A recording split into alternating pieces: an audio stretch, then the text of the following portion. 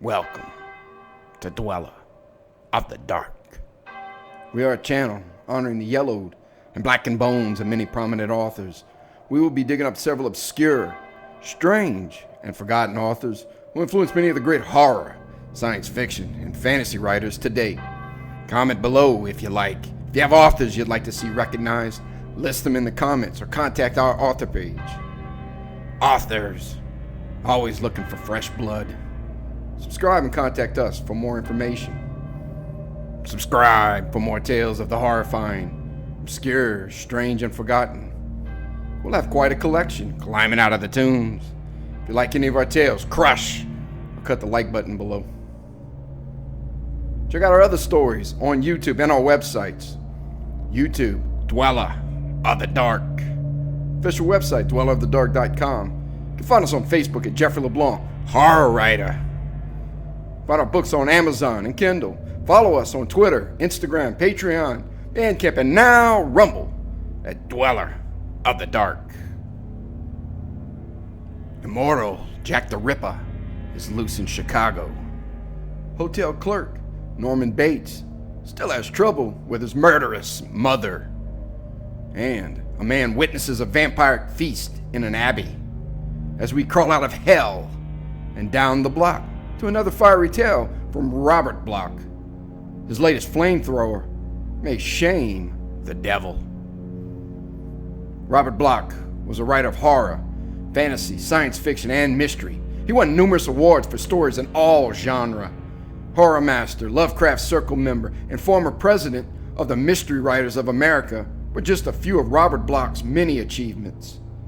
He was the writer of Psycho that led to Alfred Hitchcock's masterpiece, the Hugo Award-winning That Hellbound Train, a fan favorite on our channel, terrifying Egyptian stories, and the eternally popular Jack the Ripper tales. We dedicate tonight's tale to horror fan Thomas Swafford. Thank you for bringing tonight's classic Bloch tale to our attention. And we must agree that the 1964 Alfred Hitchcock episode, The Sign of Satan, based on this story, is a devilish gem with a youthful Christopher Lee as Carl Jorla. Robert Bloch's Return to the Sabbath was published in Weird Tales for the July 1938 issue. As stated in Weird Tales, a shuddery weird tale of Hollywood and the film industry, a story of the gruesome thing that emerged from the burial crypt. This evening, you are in a hell of a town, Hollywood, unraveling a mystery. Our narrator may have found a rising horror star to rival Bela Lugosi. Or has he found a nutcase who truly believes he is in the fight of his life with a witch's coven? What fiery secrets do the eyes of Carl Jorla hide? Can our narrator stop the coven from killing Jorla in time for his closing act? Return to the Sabbath by Robert Bloch. It's not the kind of story that the columnists like to print. It's not the yarn press agents love to tell. When I was still in the public relations department at the studio, they wouldn't let me break it. I knew better than to try, for no paper would print such a tale. We publicity men must present Hollywood as a gay place, a world of glamour and stardust. We capture only the light, but underneath the light, there must always be shadows. I've always known that. It's been my job to gloss over those shadows for years. But the events of which I speak form a disturbing pattern, too strange to be withheld. The shadow of these incidents is not human. It's been the cursed weight of the whole affair that has proved my own mental undoing. That's why I resigned from the studio post, I guess. I wanted to forget if I could. And now I know that the only way to relieve my mind is to tell the story. I must break the yarn, come what may. Then perhaps I can forget Carl Jorla's eyes. The affair dates back to one September evening, almost 3 years ago. Les Kincaid and I were slumming down on Main Street in Los Angeles that night. Les is an assistant producer up at the studio, and there was some purpose in his visit. He was looking for authentic types to fill minor roles in a gangster film he was doing. Les was peculiar that way. He preferred the real article rather than the casting bureau's ready-made imitations. We'd been wandering around for some time, as I recall, past the great stone chows that guard the narrow alleys of Chinatown, over through the tourist trap that is Olvera Street, and back along the flophouses of Lower Main. We walked by the cheap burlesque houses, eyeing the insolent Filipinos that sauntered past, and jostling our way through the usual Saturday night slumming parties. We were both rather wary of it all. That's why I suppose the dingy little theater appealed to us. "Let's go in and sit down for a while," Les suggested. "I'm tired." Even the Main Street burlesque show has seats in it, and I felt ready for a nap. The caliphage of the stage attraction did not appeal to me, but I acceded to the suggestion and purchased our tickets. We entered, sat down, suffered through 2 striptease dances, an incredibly ancient blackout sketch, and a grand finale. Then, as is the custom in such places, the stage darkened and the screen flickered into life. We got ready for our doze. Then, the pictures shown in these houses are usually ancient specimens of the quickie variety, fillers provided to clear the house. As the first blaring notes of the soundtrack heralded the title of the opus, I closed my eyes, slouched lower in my seat, and mentally beckoned to Morpheus. I was jerked back to reality by a sharp dig in the ribs. Les was nudging me and whispering, Look at this. He murmured, broadening my reluctant body into wakefulness. Ever seen anything like it? I glanced up at the screen. What I expected to find, I do not know. But I saw horror. There was a country graveyard, shadowed by ancient trees, through which flickered rays of mildewed moonlight. It was an old graveyard, with rotting headstones set in grotesque angles as they leered up at the midnight sky. The camera cut down on one grave, a fresh one. The music on the soundtrack grew louder and cursed climax. But I forgot camera and film as I watched. That grave was reality, hideous reality. The grave was moving.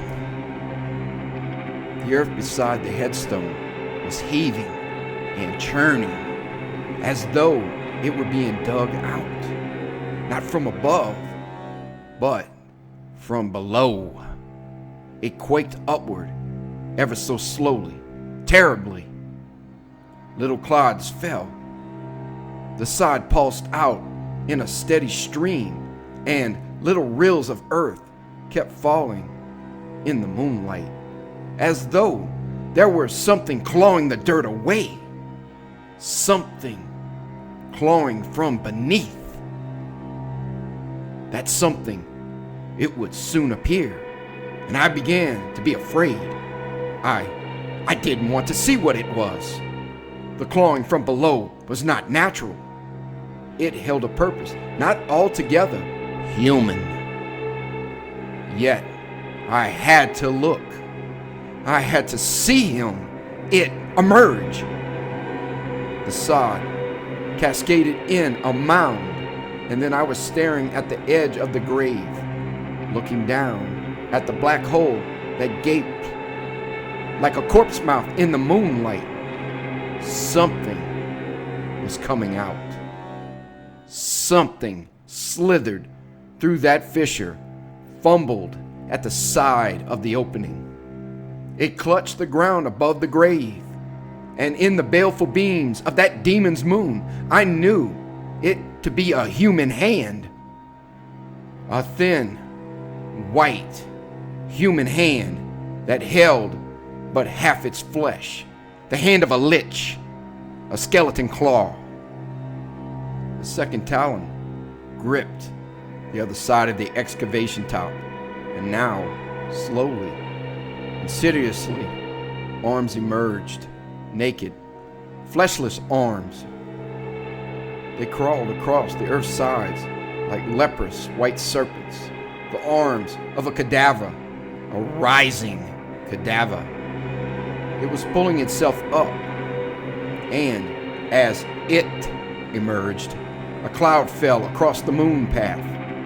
The light faded to shadows as the bulky head and shoulders came into view. One could see nothing, and one was thankful. But the cloud was falling away from the moon now. In a second, the face would be revealed. The face of the thing from the grave, the resurrected visage of that which should be rotted in death. What would it be? The shadows fell back. A figure rose out of the grave, and the face turned toward me. I looked and saw. Well, you've been to horror pictures. You know what one usually sees. The ape man, or the maniac, or the death's head, the papier-mâché grotesquerie, or the makeup artist, the skull of the dead. I saw none of that. Instead, there was horror. It was the face of a child. I thought at first, no, not a child, but a man with a child's soul. The face of a poet, perhaps unwrinkled and calm. Long hair framed a high forehead, crescent eyebrows tilted over closed lids. The nose and mouth were thin and finely chiseled. Over the entire countenance was written an unearthly peace. It was as though the man were in a sleep of somnambulism or catalepsy. And then the face grew larger, the moonlight brighter, and I saw more.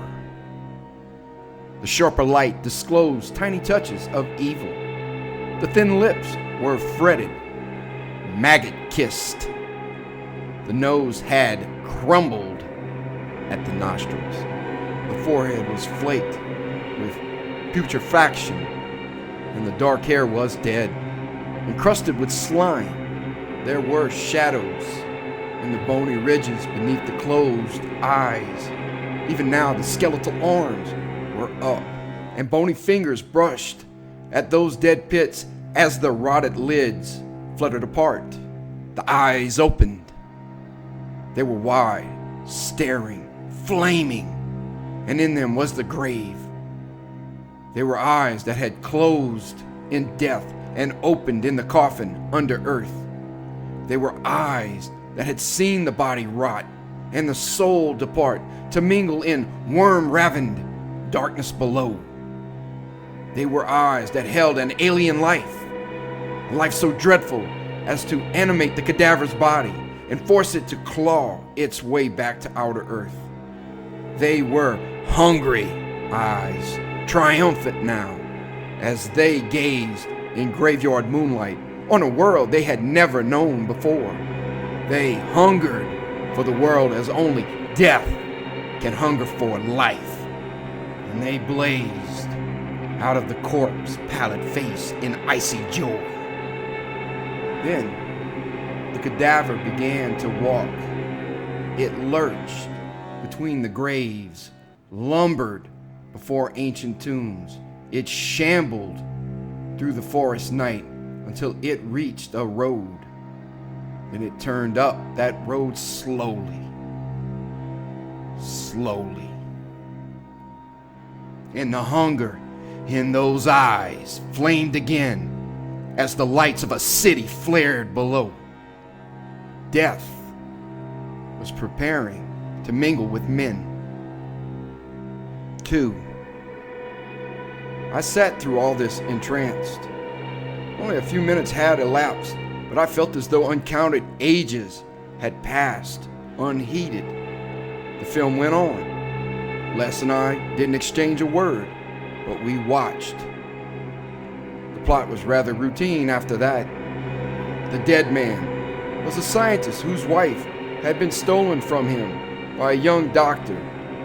The doctor had tended him in his last illness and, unwittingly, administered a powerful narcotic with cataleptic effects. The dialogue was foreign, and I could not place it. All of the actors were unfamiliar to me, and the setting and photography was quite unusual, unorthodox treatment, as in the cabinet of Dr. Caligari and other psychological films. There was one scene where the living dead man became enthroned as archpriest at a black mass ceremonial, and there was a little child. His eyes as he plunged the knife. He kept decaying throughout the film. The black mass worshippers knew him as an emissary of Satan, and they kidnapped the wife as sacrifice for his own resurrection. The scene with the hysterical woman when she saw and recognized her husband for the first time, and the deep, evil whispering voice in which he revealed his secret to her. The final pursuit of the devil worshippers to the great altar stone in the mountains. The death of the resurrected one. Almost a skeleton, in fact, now, riddled by bullets and shot from the weapons of the doctor and his neighbors. The dead one crumbled and fell from his seat on the altar stone. And as those eyes glazed in second death, the deep voice boomed out in a prayer to Sathanas. The lich crawled across the ground to the ritual fire, drew painfully erect, and tottered into the flames. And as it stood weaving for a moment in the blaze, the lips moved again in infernal prayer, and the eyes implored not the skies, but the earth. The ground opened in a final flash of fire, and the charred corpse fell through. The master claimed his own. It was grotesque, almost a fairy tale in its triteness. When the film had flickered off and the orchestra blared the opening for the next flesh show, we rose in our seats, conscious once more of our surroundings. The rest of the mongrel audience seemed to be in a stupor almost equal to our own. Wide-eyed Japanese sat staring in the darkness. Filipinos muttered covertly to one another. Even the drunken laborers seemed incapable of greeting the grand opening with their usual ribald hoots. Trite and grotesque the plot of the film may have been, but the actor who played the lead had instilled it with ghastly reality. He had been dead. His eyes knew, and the voice was the voice of Lazarus awakened. Les and I had no need to exchange words. We both felt it. I followed him silently as he went up the stairs to the manager's office. Edward Relch was glowering over the desk. He showed no pleasure at seeing us barge in. When Les asked him where he had procured the film for this evening and what its name was, he opened his mouth and emitted a cascade of curses. We learned that Return to the Sabbath had been sent over by a cheap agency from out Inglewood way, that a Western had been expected, and the damned foreign junk substituted by mistake. A hell of a picture this was for a girl show. Gave the audience the lousy creeps. And it wasn't even in English. Stinking imported films. It was some time before we managed to extract the name of the agency from the manager's profane lips. But 5 minutes after that, Les Kincaid was on the phone speaking to the head of the agency. An hour later, we were out at the office. The next morning, Kincaid went in to see the big boss, and the following day, I was told to announce for publication that Karl Jorla, the Austrian horror star, had been signed by cable to our studio, and he was leaving at once for the United States. 3. It was a stroke of genius on Kincaid's part. We all felt that way about the matter. Horror pictures were on the way in. Karloff and Lugosi were turning out their early numbers over at Universal and grossing big. Lionel Atwill was doing his usual villainy on several lots, and profitably so. Peter Lorre, the peer of them all, had just been signed for American films after his sensational performances as the psychopathic murderer in M and his gruesome spy portrayal in The Man Who Knew Too Much. And we knew that Karl Jorla topped them all. If the fans were really sincere in their liking for the macabre, they were going to get the genuine article. Not since Lon Chaney had I seen such consummate artistry. Certainly this man was Chaney's superior in that he had a sincerity which outdistanced the horror of mere makeup tricks. I printed these items, gave all the build-up I could, but after the initial announcements, I was stopped dead. Everything had happened too swiftly. We knew nothing about this man Jorla, really.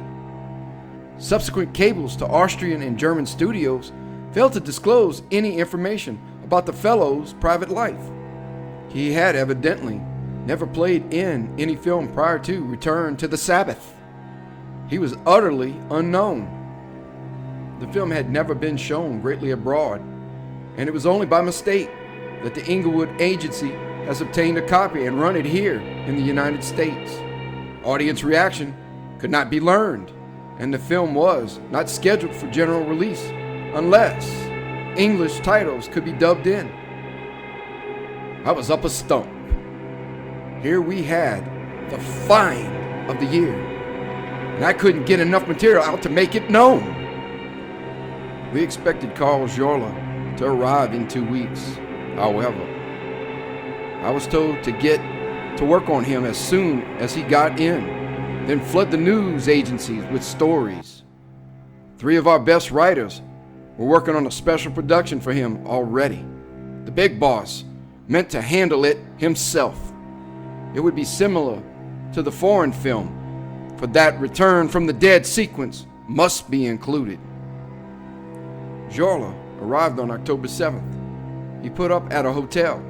The studio sent down its usual welcoming committee, took him out to the lot for formal testing, then turned him over to me.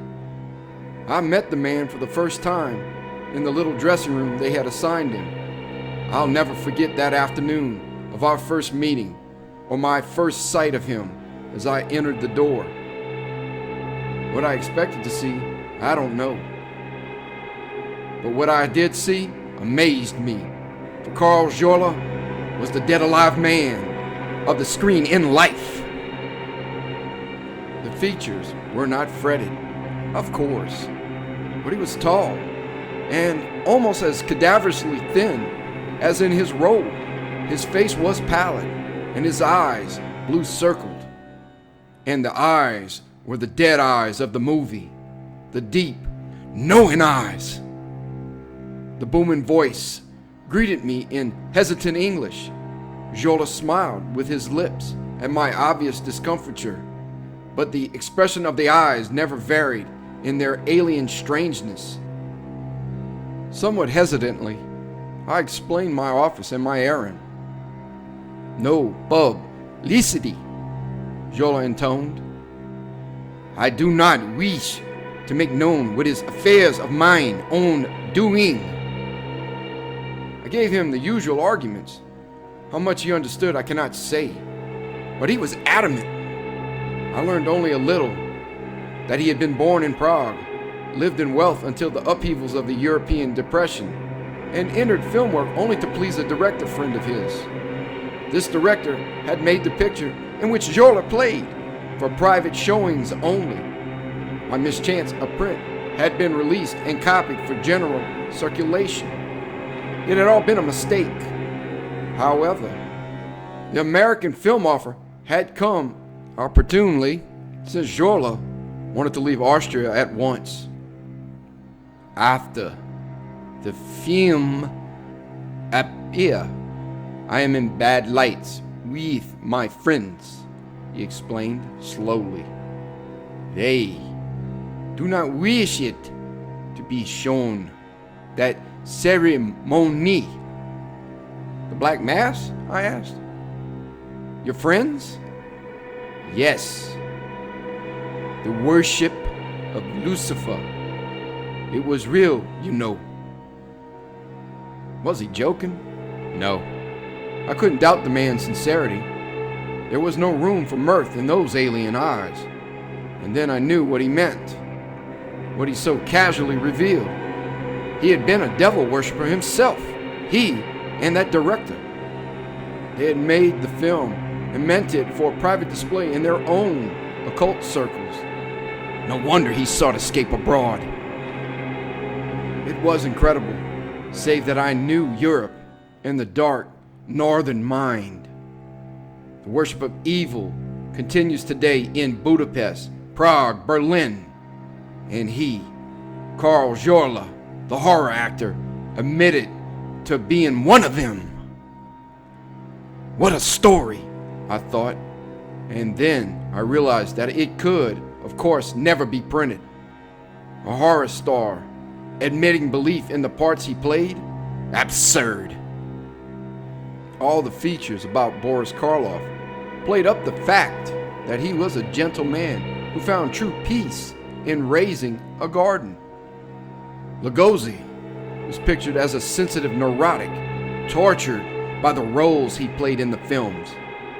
Atwill was a socialite and a stage star, and Peter Lorre was always written up as being gentle as a lamb, a quiet student whose ambition was to play comedy parts. No, it would never do to break the story of Jorla's devil worship, and he was so damnably reticent about his private affairs. I sought out Kincaid after the termination of our unsatisfactory interview. I told him what I had encountered and asked for advice. He gave it. The old Lon Chaney line, he counseled. Mr. Man, we say nothing about him until the picture is released. After that, I have a hunch things will work out for themselves. The fella is a marvel, so don't bother about stories until the film is canned. Consequently, I abandoned publicity efforts in Karl Jorla's direction. I am very glad I did so, for there is no one to remember his name or suspect the horror that was soon to follow. 4. The script was finished. The front office approved. Stage 4 was under construction. The casting director got busy. Jorla was at the studio every day. Kincaid himself was teaching him English. The part was one in which very few words were needed, and Jorla proved a brilliant pupil, according to Les. But Les was not as pleased as he should have been about it all. He came to me one day about a week before production and unburdened himself. He strove to speak lightly about the affair, but I could tell that he felt worried. The gist of his story was very simple. Jorla was behaving strangely. He had had trouble with the front office. He refused to give the studio his living address, and it was known that he had checked out from his hotel several days after first arriving in Hollywood. Nor was that all. He wouldn't talk about his part or volunteer any information about interpretation.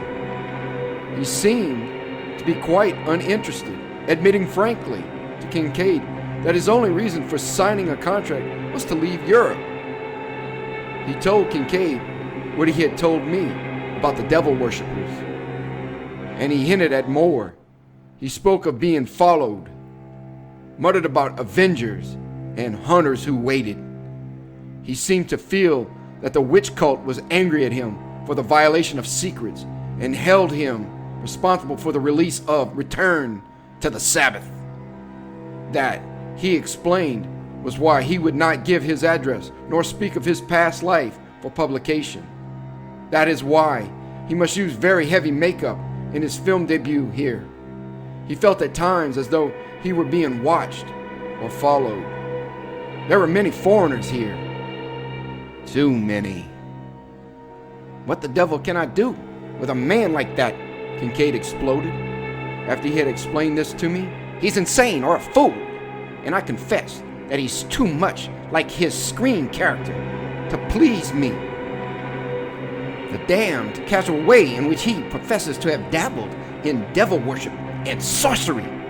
He believes all this, and, well, I tell you the truth. I came here today because of the last thing he spoke of to me this morning.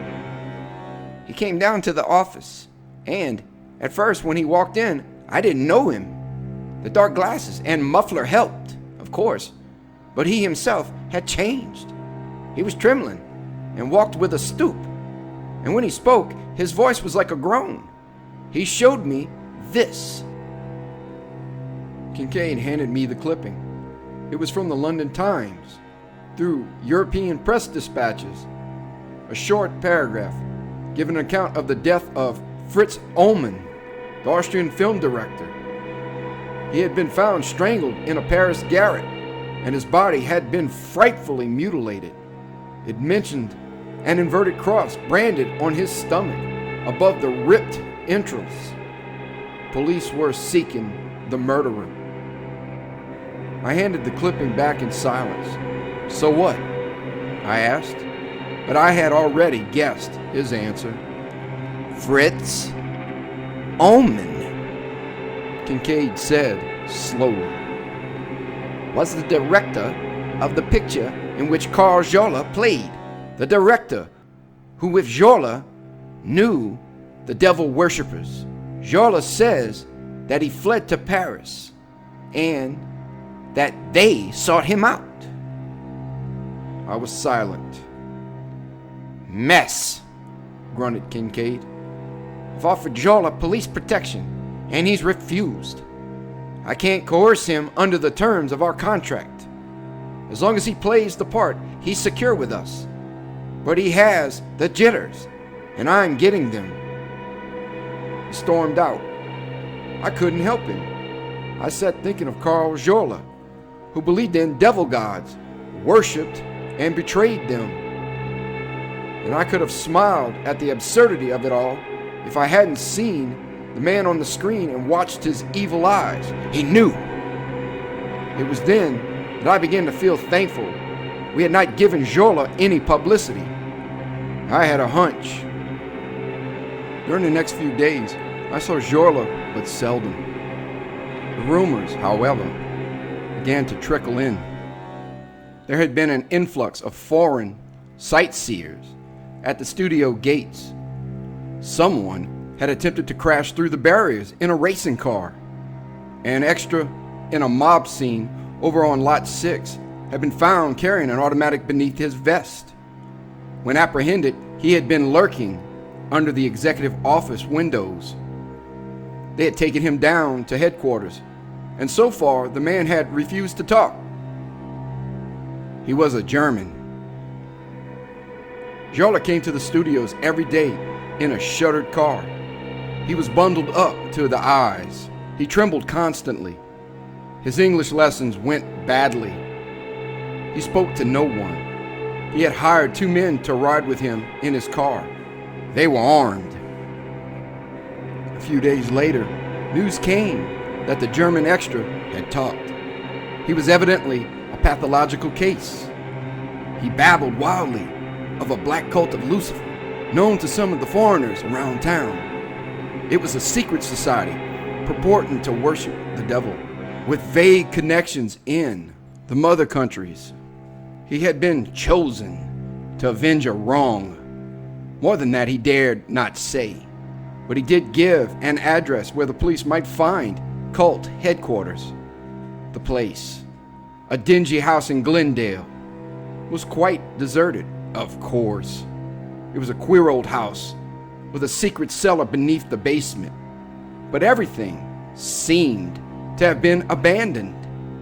The man was being held for examination by an alienist.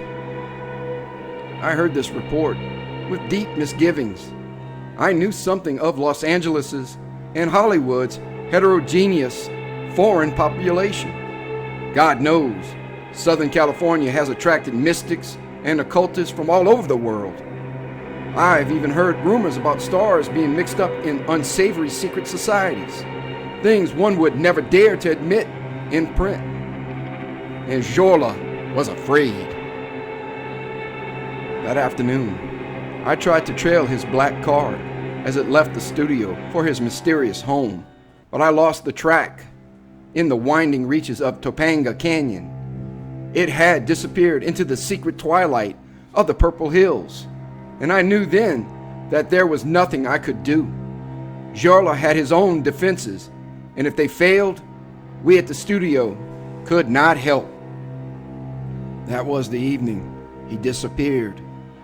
At least he did not show up the next morning at the studio, and production was to start in 2 days. We heard about it. The boss and Kincaid were frantic. The police were called in, and I did my best to hush things up.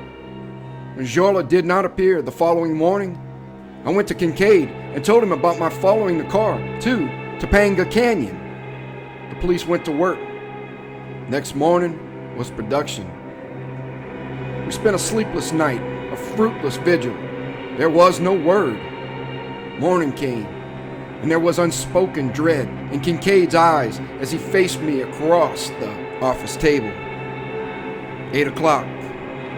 We got up and walked silently across the lot to the studio cafeteria. Black coffee was badly needed. We hadn't had a police report for hours. We passed stage 4, where the Jorla crew was at work. The noise of hammers was a mockery. Jorla, we felt, would never face a camera today, if ever. Bleskin, the director of the untitled horror opus, came out of the stage office as we passed. His paunchy body quivered as he grasped Kincaid's lapels and piped, "Any news?" Kincaid shook his head slowly. Bleskin thrust a cigar into his tense mouth. "We're shooting ahead," he snapped. "We'll shoot around Jorla. If he doesn't show up when we finish the scenes in which he won't appear, we'll get another actor. But we can't wait." The squat director bustled back to the stage. Moved by a sudden impulse, Kincaid grasped my arm and propelled me after Bleskin's waddling form. "Let's see the opening shots," he suggested. "I want to see what kind of a story they've given him." We entered stage 4. A Gothic castle, the ancestral home of Baron Olmo. A dark, gloomy stone crypt of spidery horror. Cobwebbed, dust-shrouded, deserted by men and given over to the rats by day and the unearthly horrors that crept by night. An altar stood by the crypt, an altar of evil. The great black stone on which the ancient Baron Olmo and his devil cult had held their sacrifices. Now, in the pit beneath the altar, the Baron lay buried. Such was the legend. According to the first shot scheduled, Sylvia Channing, the heroine, was exploring the castle. She had inherited the place and taken it over with her young husband. In this scene, she was to see the altar for the first time, read the inscription on its base. This inscription was to prove an unwitting invocation, opening up the crypt beneath the altar and awakening Jorla as Baron Olmo from the dead. He was to rise from the crypt then and walk. It was at this point that the scene would terminate due to Jorla's strange absence. The setting was magnificently handled. Kincaid and I took our places beside director Bleskin as the shot opened. Sylvia Channing walked out on the set. The signals were given, lights flashed, and the action began. It was pantomimic. Sylvia walked across the cobwebbed floor, noticed the altar, examined it. She stooped to read the inscription, then whispered it aloud. There was a drone as the opening of the altar crypt was mechanically begun. The altar swung aside, and the black, gaping pit was revealed. The upper cameras swung to Sylvia's face.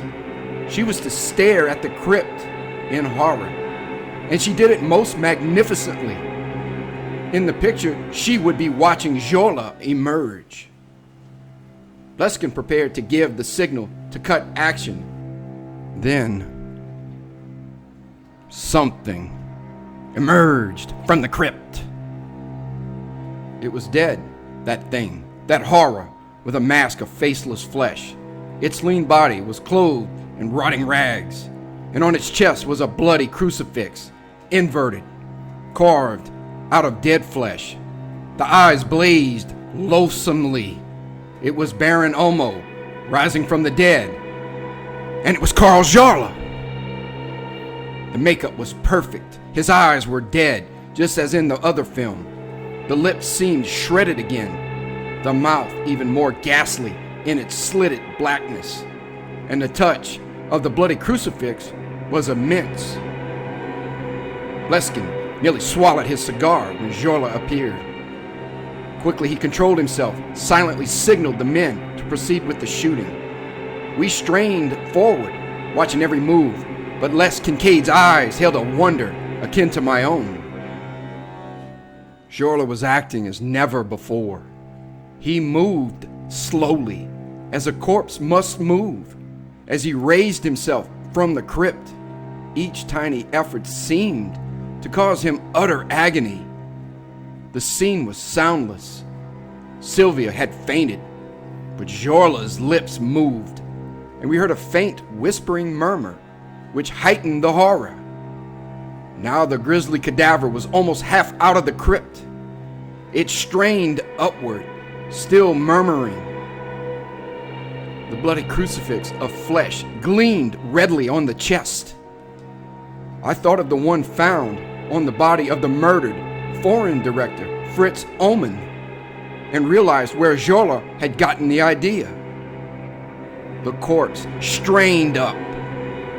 It was to rise now, up, and then, with a sudden rictus, the body stiffened and slid back into the crypt. Who screamed first, I do not know, but the screaming continued after the prop boys had rushed to the crypt and looked down at what lay within. When I reached the brink of the pit, I screamed too, for it was utterly empty. 5. I wish there were nothing more to tell. The papers never knew. The police hushed things up. The studio is silent, and the production was dropped immediately. But matters did not stop there. There was a sequel to that hideous horror on stage 4. Kincaid and I cornered Bleskin. There was no need of any explanation. How could what we had just seen be explained in any sane way? Jorla had disappeared. No one had led him into the studio. No makeup man had given him his attention. Nobody had seen him enter the crypt. He had appeared in the scene, then disappeared. The crypt was empty. These were the facts. Kincaid told Bleskin what to do. The film was developed immediately, though 2 of the technicians fainted. We 3 sat in the projection booth and watched the morning's rushes flicker across the screen. The soundtrack was specially dubbed in. That scene, Sylvia walking and reading the incantation, the pit opening, and God when nothing emerged. Nothing but that great red scar suspended in midair. That great inverted crucifix cut in bleeding flesh. No Jorla visible at all. That bleeding cross in the air. And then the mumbling. Jorla, the thing, whatever it was, had mumbled a few syllables on emerging from the crypt. The soundtrack had picked them up, and we couldn't see anything but that scar. Yet we heard Jorla's voice, now coming from nothingness. We heard what he kept repeating as he fell back into the crypt. It was an address in Topanga Canyon. The lights flickered on, and it was good to see them. Kincaid phoned the police and directed them to the address given on the soundtrack. We waited, the three of us, in Kincaid's office, waited for the police call. We drank, but did not speak. Each of us was thinking of Carl Jorla, the devil worshiper who had betrayed his faith, of his fear of vengeance. We thought of the director's death and the bloody crucifix on his chest, remembered Jorla's disappearance, and then that ghastly ghost thing on the screen, the bloody thing that hung in midair as Jorla's voice groaned the address. The phone rang. I picked it up. It was the police department. They gave their report. I fainted. It was several minutes before I came to. It was several more minutes before I opened my mouth and spoke. They found Carl Jorla's body at the address given on the screen, I whispered. He was lying dead in an old shack up in the hills. He had been murdered. There was a bloody cross, inverted, on his chest. They think it was the work of some fanatics because the place was filled with books on sorcery and black magic. They say. I paused. Kincaid's eyes commanded. Go on. They say, I murmured, that Jorla had been dead for at least 3 days. Thank you for listening. Have a great night.